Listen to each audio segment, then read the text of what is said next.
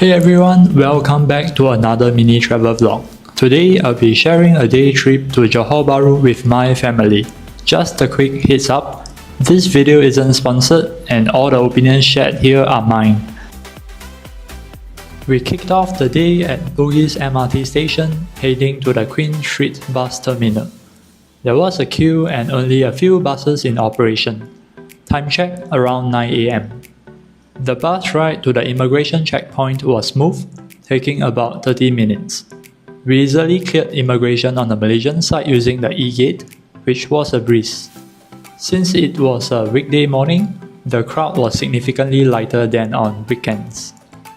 Our first stop in Johor Bahru was a money exchange, and then we took a little walk around the City Square Mall.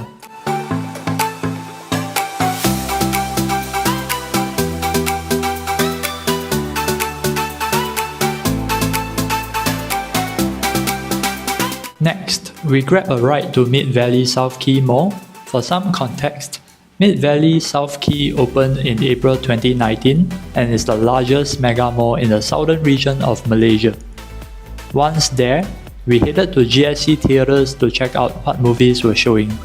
After getting our tickets, we grabbed breakfast/lunch at Nam Hyong. I went for my usual BBQ pork omelette rice, and let me tell you, it never disappoints. The dish strikes the perfect balance of flavors. The meat, sauce, and rice all blend together beautifully. After lunch, we couldn't miss out on a stop at Chaji for some refreshing drinks. Thankfully, we beat the lunch crowd and got our drinks in under 5 minutes. I remember on my last visit, the wait time was nearly an hour.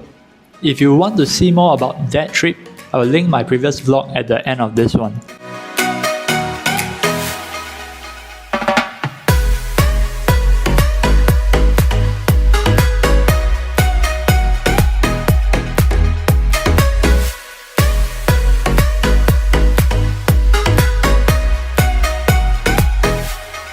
After our meal, we did some shopping around the mall before it was time for our movie.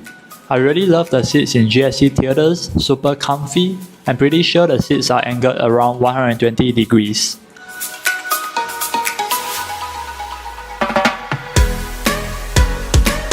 After the movie, we headed down to the lower ground floor for groceries and grabbed some pineapple tarts from Oriental Kopi before making our way back to Johor Bahru City Square.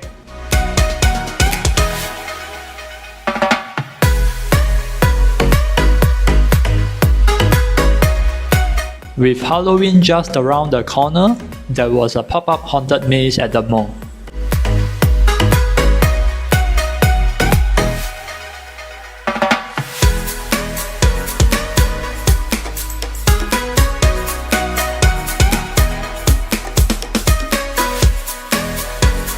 After exploring that, we grabbed some last-minute bites and stopped by Meng An, a well-known bakery famous for its fresh pastries like tan bun biscuits and egg tarts. You can only find Meng An in Malaysia, so it's always a must visit for me.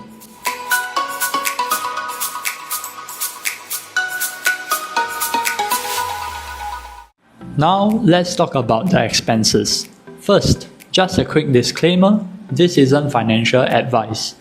For this trip, I used two apps, Utrip and TNG eWallet. Utrip is a multi-currency wallet that offers great exchange rates. I top up 100 Singapore dollars via PayNow and transferred it to TNG eWallet, which is widely used in Malaysia for QR code payments. A quick shout out to my mentor, the Time Traveller, for teaching me this handy exchange tip. He's always up to date on useful tips and more, so definitely check out his channel. I'll leave his channel name in the description below. Back to the breakdown, I exchanged 100.76 Singapore dollars, which gave me around 329 Malaysian ringgit.